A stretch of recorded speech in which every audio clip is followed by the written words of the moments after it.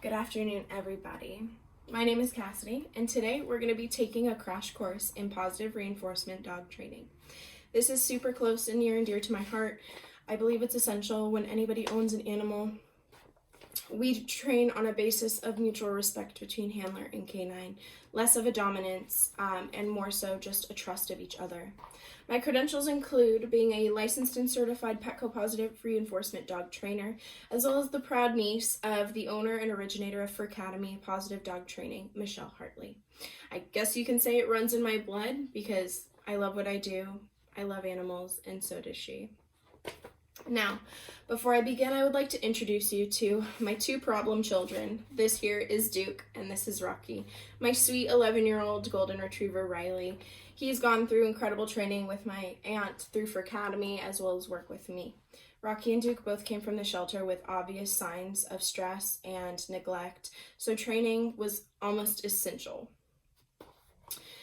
Now, today I'm going to be covering two important topics related to dog training. That's going to be the importance and relevance of positive reinforcement dog training over corrective-based, as well as how to incorporate it into your day-to-day life with your canine without, going to a professional trainer. I'm giving you some of my knowledge. All training by far is not positive based. The majority of training that has occurred up until this point has been corrective based, with use of choke chains, prong collars, bark collar, and even verbal dominance asserted over an animal. And in turn, this is going to create fear and anxiety as well as increased aggression. You can see here that this dog, a small dog, has his head held low, the whites of his eyes are showing, the back is hunched, and the tail is between the legs. Clear indicators of anxiety. This dog very clearly is showing an aggressive growl. Gums are showed, ears are down, and eyes are allocated up. What is positive reinforcement? Positive reinforcement is heavily reward-based training.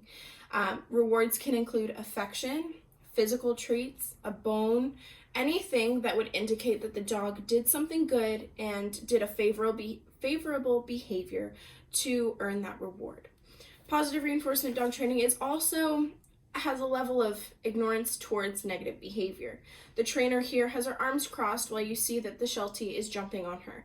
That is not a behavior that we would like to promote. So what we're going to do is we're going to ignore that behavior. We're going to make us seem less fun to them, and that's going to deter that from that happening in the future. Now, how we would correct something like barking. For instance, this dog is out on a walk, barking excessively, whether it's at another person or another dog. We're not going to reward that. We're not going to try and keep him quiet with treats. Instead, the dog here possibly heard the doorbell, decided to check up on mom, sitting quietly.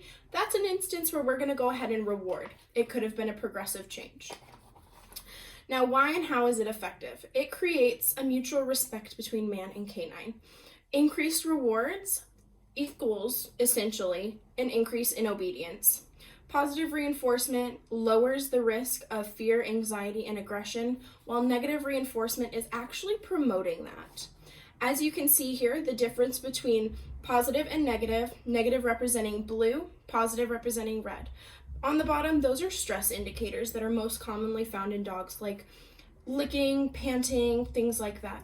The blue is indicating that the response was much higher in negative reinforcement, bad. Now, how can I implement this into my life, you may ask? I'm not a dog trainer, I want to do it.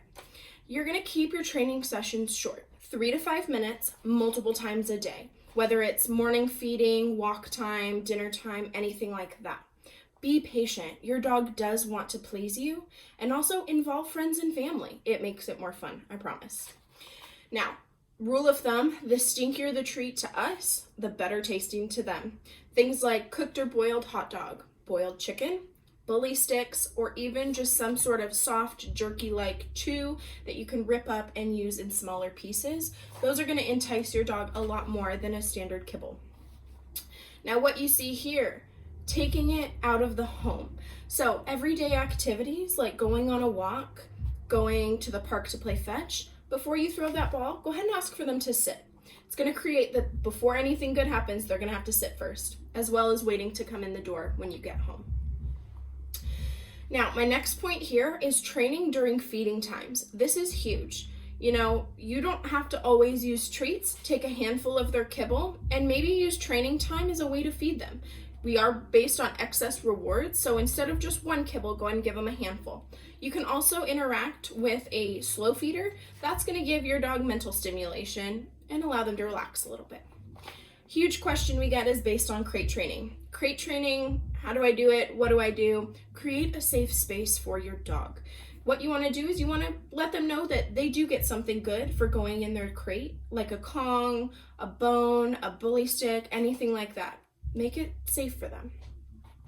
I would like to conclude and say thank you so much. If you have any questions, feel free to reach out. I'll be happy to answer those hassle-free. Thank you so much.